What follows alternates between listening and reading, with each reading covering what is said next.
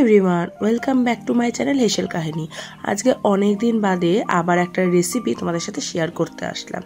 তো মাছ মাংস ছাড়া আমাদের কিন্তু বাঙালিদের চলে না, ঠিকই বলেছো, কিন্তু কিছু কিছু সময় খুব আনপ্রেডিক্টেবল কিছু ঘটনা আমাদের লাইফে হয়ে থাকে। কেউ যদি মারা যায় তো তখন বাধ্য হয়ে আমাদের নিরামিষ খেতে হয়, বলা যেতেই পারে। তো এরমই আমার বাড়িতে এরকম একটা দুর্ঘটনা ঘটে গেছে। তো স্বভাবতই আমাদের কন্টিনিউ কয়েকদিন ধরে নিরামিষ চলছে। এবার অনেক সময় হয় কি, নিরামিষ খেতে খেতে একভাবে একই জিনিস ভালো লাগে না। তো একটু টুইস্ট অ্যান্ড টার্ন করার জন্য তো নতুন কিছু একটা রেসিপি আমি বাড়িতে ট্রাই করলাম, সেটাই ভাবলাম তোমাদের সাথে শেয়ার করি। খেতে কিন্তু খারাপ হয়নি, মানে যথেষ্ট ভালো হয়েছে। কিন্তু হয় না, যারা একটু ধরো পেঁয়াজ রসুন খাওয়া মানুষ, মাছ মাংস খাওয়া মানুষ, তাদের হয়তো সাবস্টিটিউট হিসাবে খুব একটা ভালো নাও লাগতে পারে, কিন্তু এইরকমভাবে করে দেখলে আশা করি তোমরা যারা খেতে পছন্দ করো না নিরামিষ, তারাও ভালো খাবে। এবার আসা যায় রেসিপির মধ্যে। তো রেসিপি আমি করছি আজকে ভেজ মাঞ্চুরিয়ান, অবশ্যই একদম পেঁয়াজ আর রসুন ছাড়া। তো সবার আগে আমি একদম কুচি কুচি করে বাঁধাকপি কেটে নিয়েছি, খুবই পাতলা পাতলা করে, তোমরা দেখতেই পেলে। এবার এর মধ্যে দিয়ে দিলাম বেশ কিছুটা কুচোনো ক্যাপসিকাম এবং তার সাথে দিয়ে দিলাম গ্রেট করা গাজর। এবার তোমাদের যদি আর কিছু সবজি দেওয়ার থাকে তোমরা দিতেই পারো। এর মধ্যে দিয়ে দিলাম পরিমাণ মতো নুন এবং তার সাথে রয়েছে সয়া সস এবং তার সাথে অবশ্যই দিয়ে দিলাম চিলি সস এবং লাস্টে দিয়ে দিলাম একটু টমেটো কেচাপ দিয়ে ভালো করে এটাকে আমি ম্যারিনেট করে নেবো। এখানে আরেকটা কথা বলি, কিষানের যে টমেটো কেচাপ যেটা আছে না, সেটার মধ্যে অনিয়ন গার্লিক থাকে, ওই জন্য আমি এটা ইউজ করিনি। আর এই কেচাপটার মধ্যে অনিয়ন গার্লিক থাকে না। ওপর থেকে দিয়ে দিলাম একটুখানি আদা গ্রেট করে, আর তার সাথে দিয়ে দিলাম কর্নফ্লাওয়ার দিয়ে ভালো করে এই ডোটাকে মেখে নেব। এবং যতক্ষণ না ভালো করে গোল গোল শেপ করার মতো পর্যায়ে আসছে ততক্ষণ আমি ভালো করে এটা মেখে নেব। এরকমভাবে একদম ভালো করে যাতে সব মশলাগুলো যেটুখানি দিয়েছি সব এর মধ্যে ঢোকে, সেরকমভাবেই আমাদের ভালো করে মেখে নিতে হবে। দেখো মোটামুটি রাউন্ড হয়ে যাচ্ছে, তার মানে এটা মাখা হয়ে গেছে। এবার কড়াইতে সাদা তেল বেশ কিছুটা গরম করে, এখানে বেশ কিছুটাই লাগবে তেল, কম দিয়ে রান্না করা পসিবল কখনোই হবে না। এবার দেখো এটাকে হাতের মধ্যে একটু তেল মাখিয়ে গোল গোল করে এর মধ্যে তেলের মধ্যে ছেড়ে দেবো। এবার আমারটা একটু ব্যাটারটা তুলনামূলকভাবে নরম হয়ে গেছিলো, আমি সাজেস্ট করব এটা মেখে না একদমই রাখবে না, সঙ্গে সঙ্গেই ভেজে নেবে। আমি একটু রেখেছিলাম বলে এর মধ্যে একটু জল ছেড়ে এসছে। এবার এর মধ্যে যদি আমি আবার কর্নফ্লাওয়ার মেশাই তাহলে সেটা গ্যাদগ্যাদে টাইপের হয়ে যাবে, ওর জন্য আমি মেশাইনি। তো তোমরা এরপরে যারা করো তারা একবারে মেখে সঙ্গে সঙ্গেই গোল গোল করে রাউন্ড করে বসিয়ে দিও। তো আমারটা একটু নরম হয়ে গেছে, তাও দেখো মোটামুটি গোল গোল রাউন্ড শেপ করে নিয়েছি। এবার এটাকে এপিট ওপিট ভালো করে ভেজে নেব। ভালো করে বলতে একটু গোল্ডেন ব্রাউন করে ভালো করে ভেজে নেব।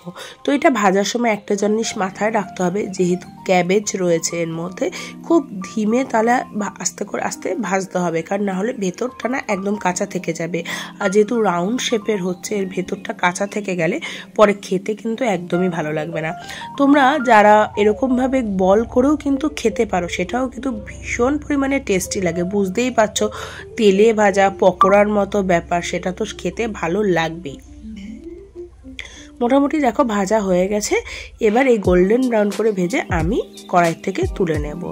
এবার এর যে নেক্সট প্রিপারেশান আমরা করব হচ্ছে, এর জন্য একটা সস তৈরি করব, যেটা আমরা চিলি চিকেনের ক্ষেত্রে করে থাকি, সেমই প্রসেসে আমি করব। বাট এর মধ্যে একটাই জিনিস মিসিং, সেটা হচ্ছে গার্লিক অ্যান্ড অনিয়ন। তো সবার প্রথমে তেলের মধ্যে দিয়ে দিলাম আদা কুচি দিয়ে আদাটা ভালো করে ভেজে নিলাম, যাতে এর মধ্যে কাঁচা গন্ধটা চলে যায়। এর মধ্যে দিয়ে দিলাম বেশ কিছুটা পরিমাণ ক্যাপসিকাম। তো ক্যাপসিকামটা হালকা ভাজবো, খুব বেশি ভাজবো না, কারণ না হলে না এর মধ্যে ক্রাঞ্চি ভাবটা চলে যায়। আর ক্যাপসিকামে ক্রাঞ্চি ভাব চলে গেলে এবং কালার চলে গেলে সেটা একদমই ভালো লাগে না। এর মধ্যে আমি একটা টমেটো দিয়ে দিয়েছি কেটে। এবার এর মধ্যে দিয়ে দেবো বেশ কিছুটা চিলি সস, তার মধ্যে দিয়ে দেবো অল্প একটু ডার্ক সয়া সস এবং তার মধ্যে দিয়ে দেবো টমেটো সস। আর আমি একটুখানি ভিনিগার অ্যাড করেছি। আর যে কালারের জন্য আমি শুকনো লঙ্কার গুঁড়ো ইউজ করেছি, তবে এটা কাশ্মীরি শুকনো লঙ্কার গুঁড়ো, তো তোমরা ইউজ করতেই পারো।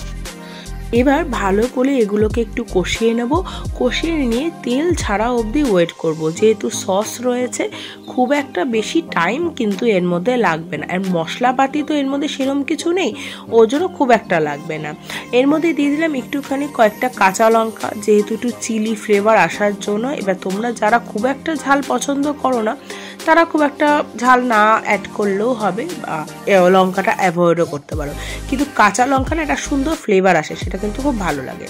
এবার যে বলগুলো আমি করে রেখেছিলাম সেটা এর মধ্যে দিয়ে ভালো করে মিশিয়ে নেব।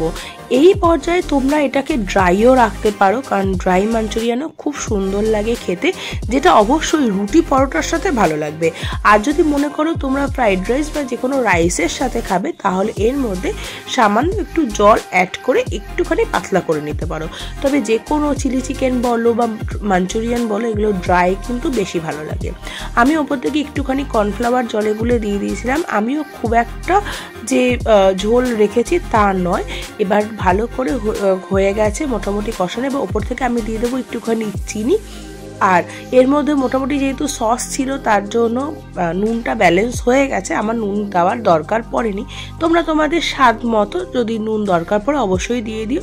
ব্যাস হয়ে গেছে আমার ড্রাই ভেজ মাঞ্চুরিয়ান বা ক্যাবেজ মাঞ্চুরিয়ান বা জেন মাঞ্চুরিয়ানও বলা যেতে পারে, কারণ আমরা নিরামিষ বলতেই মনে করি যে মাছ মাংস ছাড়া যে কোনো জিনিস, কিন্তু যারা জেন তারা কিন্তু খালি মাছ মাংস না, পেঁয়াজ রসুনটাও অ্যাভয়েড করে। তো কেমন এই লাগলো রেসিপিটা আমাকে অবশ্যই কমেন্ট করে জানিও। ভালো লাগলে লাইক, শেয়ার অ্যান্ড সাবস্ক্রাইব করতে ভুলো না। তো অনেকদিন বাদে একটা রেসিপি নিয়ে আসলাম, অবশ্যই তোমাদের ফিডব্যাকটা কিন্তু আমার কাছে ভীষণ গুরুত্বপূর্ণ। Thank you.